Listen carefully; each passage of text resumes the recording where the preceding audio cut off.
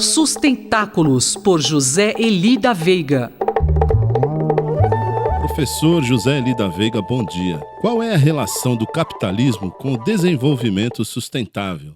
Bom dia, Quinto. Bom dia a todos. A coluna anterior, que foi sobre os 230 anos do capitalismo, suscitou algumas reações dos ouvintes, uma parte no sentido de que não viam a relação que uma coluna como essa, sobre essa comemoração, o que isso tinha a ver, no fundo, com o tema geral desta coluna, que é a sustentabilidade, né? Aliás, a coluna se chama Sustentáculos.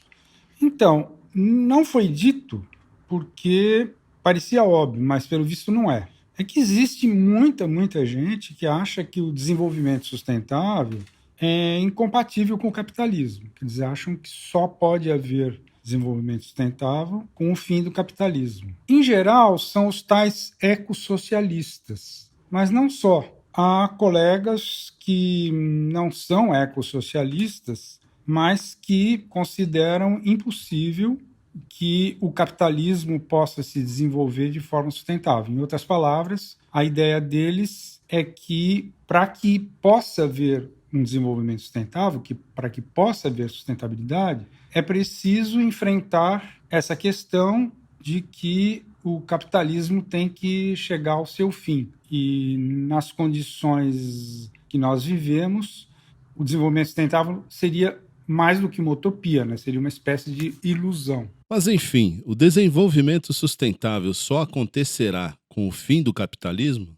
Então, daí a importância de ter feito aquelas considerações sobre o fato de que existem diversas maneiras de se entender o que vem a ser o capitalismo. No caso dos ecossocialistas e de parte desses colegas que, embora não sendo ecossocialistas, também acham que o capitalismo precisa acabar para que haja sustentabilidade, eles não explicam direito o que acabaria com o capitalismo. Porque, na verdade, quando teve o advento do capitalismo, o que houve foi principalmente a mudança da classe dominante, né? Uma classe dominante que era aristocrática, feudal, foi substituída pela burguesia. O Marx achou que o capitalismo ia ser derrotado porque uma classe radicalmente oposta à burguesia, que seria o proletariado, a derrubaria. Essa seria a revolução seguinte.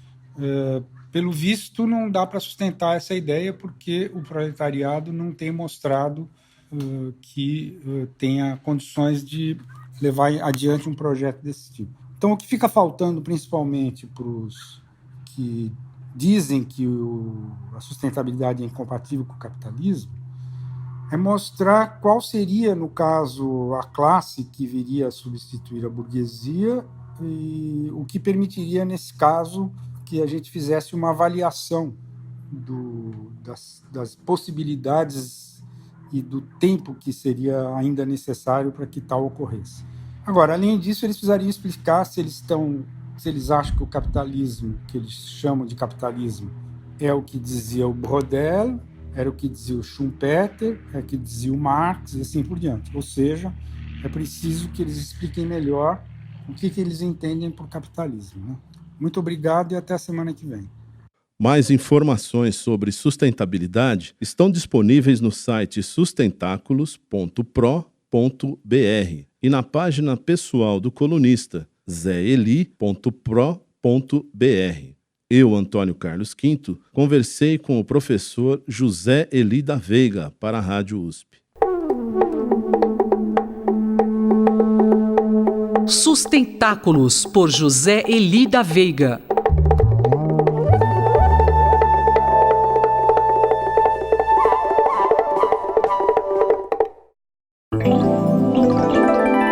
Cidade para Todos, por Raquel Ronick.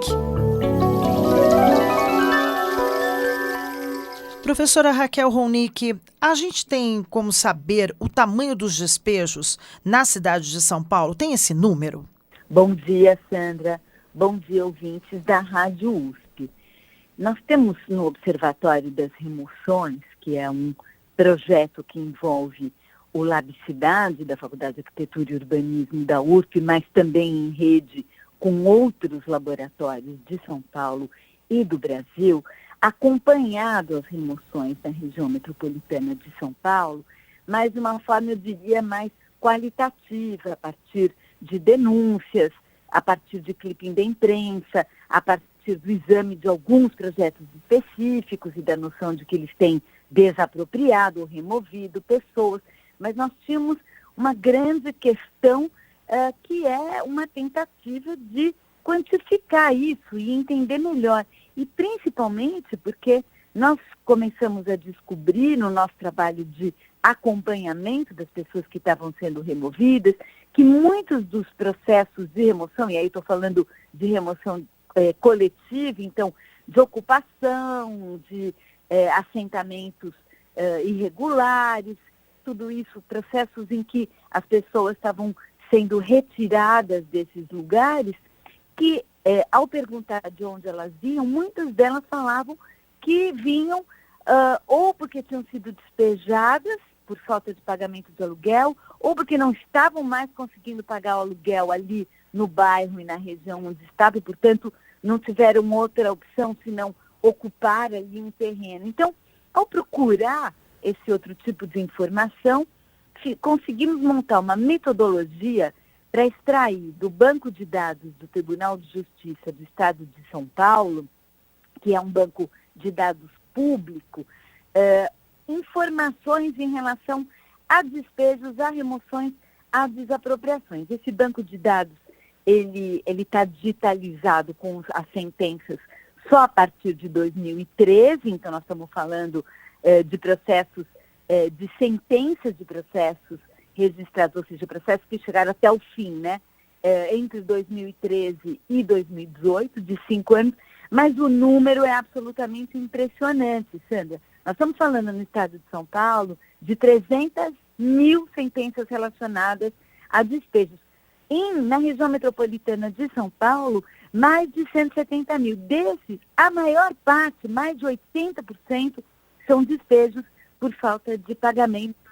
Nem tudo isso são despejos residenciais. Tem coisas de comerciais, tem outros assuntos, mas a gente pode afirmar que uma boa parte disso tem a ver com despejos de pessoas morando nas suas casas porque não conseguiram mais pagar o aluguel.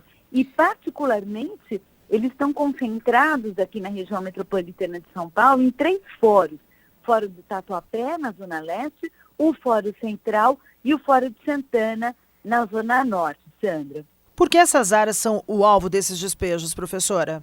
Pois é, a gente pode imaginar que nessas áreas está acontecendo alguma movimentação, porque nós estamos falando de despejos, na sua maioria, mas estamos falando também de remoções por reintegração de posse, ou seja, terrenos ocupados que está ocupado pelo seu supostamente proprietário original, mas estamos falando também de desapropriações. Para entender exatamente que processos estão acontecendo dentro desses locais, e qual é a dinâmica e por que isso ocorre ali, é preciso uma análise muito mais pormenorizada de cada uma dessas regiões, coisa que nós começamos, então, a fazer no âmbito do projeto do laboratório e imagino que vamos ter respostas em breve a isso, Sandra. Eu sou Sandra Capomatto. Você ouviu a professora Raquel Ronick, da Faculdade de Arquitetura e Urbanismo da Universidade de São Paulo. Cidade para Todos, por Raquel Ronick.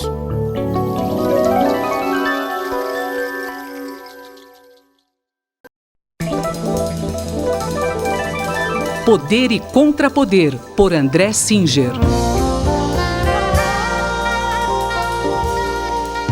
Professor André Singer, na terça-feira a Câmara aprovou a medida provisória da liberdade econômica. Como é que o senhor analisa isso? Bem, de fato, o assunto é interessante porque parece que a Câmara dos Deputados e talvez o Congresso Nacional tenha se entusiasmado com a aprovação da reforma da Previdência. Que eu saiba, ninguém esperava que essa medida provisória da liberdade econômica fosse aprovada tão rapidamente. Essa é uma medida cheia de itens diferentes, mas alguns desses itens são referentes a direitos dos trabalhadores que estão sendo também, de alguma maneira, retirados, né? Por exemplo, a questão do descanso, da remuneração pelo descanso semanal aos domingos, né? Está sendo bastante relativizado. Agora, ele se tornaria obrigatório apenas 1 a 4 domingos, né? A proposta original era 1 a cada 7 domingos. Enfim, só para dar um exemplo prático do que está em curso.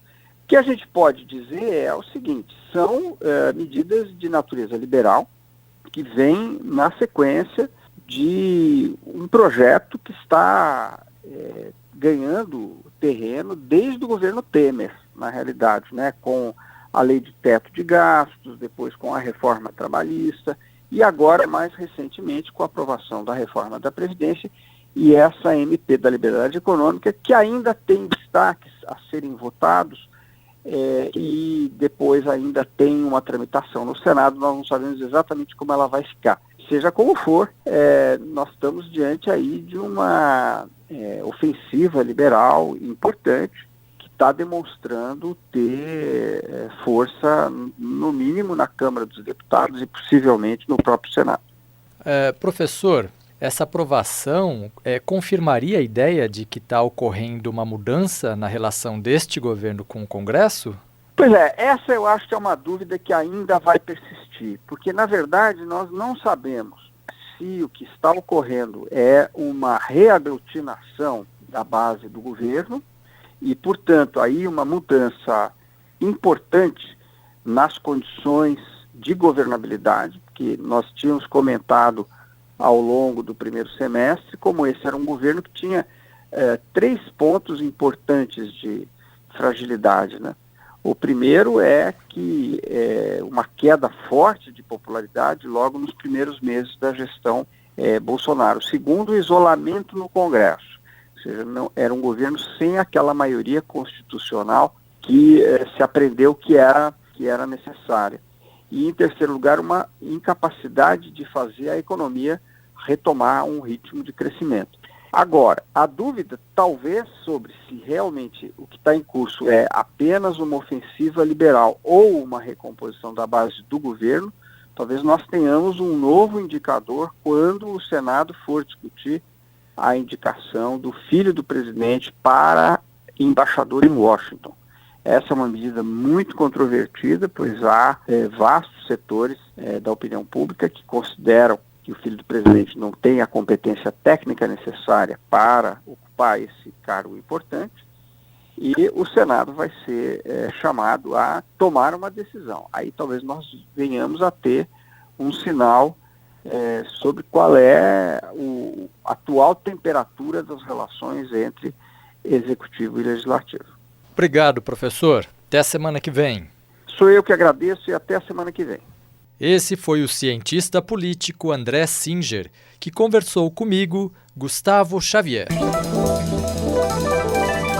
Poder e Contrapoder, por André Singer.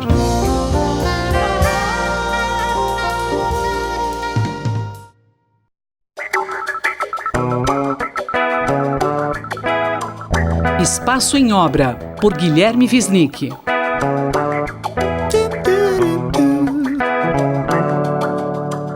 Olá, professor Guilherme Wisnik.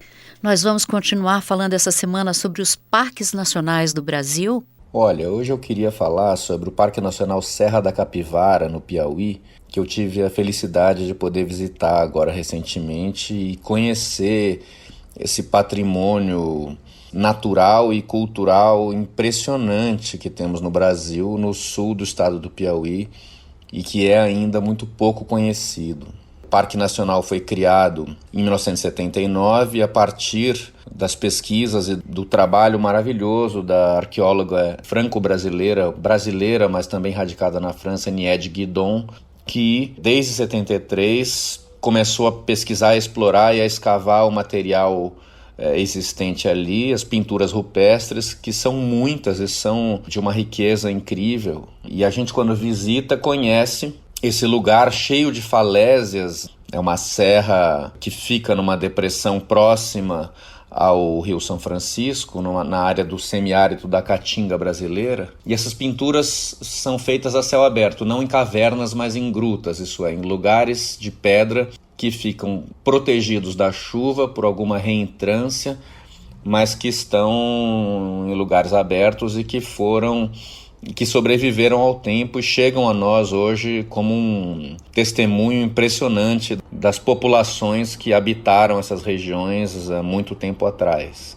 Preciso dizer que também, além disso, essas descobertas que foram feitas, o apoio do governo francês para essa missão científica foi sempre muito importante, né? Essas descobertas não só revelam um material cultural riquíssimo, mas também mudam os rumos do estudo sobre a ocupação humana do continente americano, que, pelo que se aceitava até então, e ainda há essa divergência, não é? Mas a teoria clássica é de que a população do continente americano veio pela Ásia em torno de 15 mil anos atrás, atravessando o Estreito de Bering e então povoando o continente de norte a sul. E o que esses achados mudam nessa teoria? Os achados da equipe da arqueóloga Nied Guidon revelam, encontrando artefatos muito anteriores a essa data, é a de que o povoamento do continente aconteceu provavelmente por navegação vinda da África, até num período em que haviam muito mais ilhas no caminho, dado o fato de que a altura do oceano era outra. Então, assim, o que eu queria louvar é o trabalho abnegado dessa equipe, liderada por ela, que constituiu 2 museus maravilhosos que existem lá. Um é o Museu do Homem Americano, que está na cidade de São Raimundo Nonato, que é a cidade maior, mais próxima do parque, né? E agora, mais recentemente, o Museu da Natureza, que está dentro do parque. Os 2 museus, eles trazem o acervo do que foi encontrado ali, quer dizer, o principal acervo, na verdade, são as pinturas que estão nos sítios mesmo, mas os museus explicam bem a formação geológica do lugar e a ocupação pré-histórica dos animais, da megafauna que existia ali, animais na época dos dinossauros, né?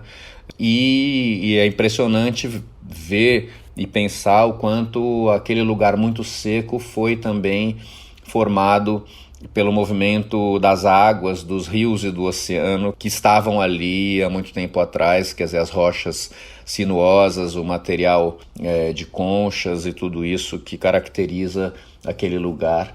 Então, compreender essas mudanças climáticas, essas alterações do planeta são fundamentais para tomarmos uma posição firme quanto das próximas mudanças e alterações, as que queremos e as que não queremos. Ouvimos o professor Guilherme Wisnik, que conversou comigo, Márcia Vanza.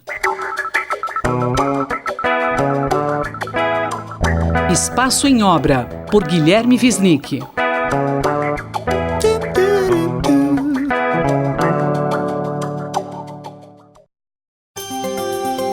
Saúde Feminina, por Alexandre Faisal. Chegando para você as informações do Dr. Alexandre Faisal, médico ginecologista, pesquisador científico do Departamento de Medicina Preventiva da Faculdade de Medicina da USP. Dr. Faisal, morar sozinho contribui para a depressão e ansiedade? Interessante, né, Miriam? A resposta é sim. Mas vamos ver o que diz um estudo publicado na PLOS, realizado no Reino Unido. O fato é que nas últimas décadas tem um crescente interesse nessa relação entre morar sozinho e transtorno mental comum. Nós estamos falando em particular da presença de depressão e ansiedade. A prevalência de depressão e ansiedade, o transtorno mental comum ao longo da vida é de quase 30% e é um transtorno que acarreta um grave prejuízo na qualidade de vida da pessoa, está associado ao surgimento de doenças físicas, aumenta o risco de mortalidade e sem contar o impacto econômico, né? Um outro aspecto atualíssimo, que em muitos locais, a proporção de indivíduos que moram sozinhos vem aumentando. E aí nós temos fatores como envelhecimento da população, menores taxas de casamento, maiores taxas de divórcio, que contribuem para essa situação. Para ter uma noção, no Reino Unido, o impacto da solidão é tão grande que recentemente criaram um cargo de ministro da solidão, entre aspas, para poder enfrentar esse tipo de problema. Pois bem, esse estudo realizado na Universidade de Versailles, da França, procurou avaliar a associação entre morar sozinho e transtorno mental comum, novamente, depressão e ansiedade, e o que podia estar por trás dessa associação. Os pesquisadores usaram dados de pesquisas nacionais de morbidade psiquiátrica realizadas no Reino Unido, então nós estamos falando de pesquisas de 93, 2000 e 2007, em que eles têm dados que puderam ser avaliados para esclarecer essa associação. Foram mais de 20 mil pessoas avaliadas, eles usaram um instrumento próprio para essa avaliação do transtorno mental, e solidão também foi avaliado por meio de um questionário que perguntava como a pessoa estava, né, em termos de companhia nas últimas 2 semanas. Mas vamos aos resultados, que é o mais interessante. Então, por exemplo, a prevalência dos que moravam sozinho nesse período, então 93, 8,8%. Em 2017, 10,7%. Então, a prevalência aqui, como se vê, oscilou, aumentou 20% a 25% nesse intervalo. Tem mais gente morando sozinha no Reino Unido. Mas o resultado também é interessante, porque mostra que a prevalência de transtorno mental também aumentou, passando de 63% para 88%. E os autores concluem que a solidão explicava 84% da associação entre morar sozinho e transtorno mental comum. Era o fator mais significativo para poder explicar essa infeliz associação. Essa magnitude da associação permaneceu estável, ela não mudou e ela não poupou faixas etárias e nem gênero. Ela atingiu igualmente adultos jovens e mais idosos, e atingiu tanto homens quanto mulheres. Doutor Faisal, como que a gente pode explicar também o impacto, né, desses resultados para as políticas públicas? Bom, a explicação para essa associação está no modo como a pessoa solitária provavelmente vive e age. E aqui nós temos uma série de questões de comportamento psicológico, os autores citam a ruminação do pensamento, a avaliação negativa dos vínculos sociais, citam questões biológicas como desregulação imunológica e até a questão de vícios comportamentais, que explicam, então, relação entre morar sozinho e depressão, né? Um dado a gente sabe da literatura, que o isolamento social pode alterar o sistema imunológico, e tanto a supressão quanto a ativação imunológica são conhecidas como peças-chave da depressão e de alguns transtornos mentais. Mas respondendo à sua questão, e é isso que é importante, o que fazer para promover ou minimizar, né, para minimizar a solidão das pessoas, promover a interação das pessoas. E aí tem uma série de sugestões, de intervenções, que incluem intervenções de facilitação social, terapias psicológicas, prestação de cuidados de saúde sociais, intervenções com animais, né, promover a interação da pessoa solitária com animais, desenvolvimento de lazer e habilidades. Enfim, tem uma série de linhas diversas de pesquisa que mostram benefícios dessas diferentes intervenções para reduzir o transtorno mental, reduzir também, obviamente, o fator de exposição, que é a solidão, morar sozinho, a solidão. O fato é que novos estudos devem trazer mais luz nessa relação, e a mensagem é clara, né? Solidão combina com depressão e nenhum dos dois é legal. Tá certo.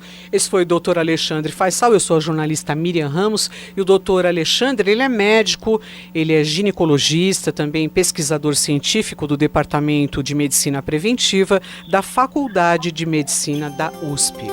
Saúde Feminina, por Alexandre Faisal.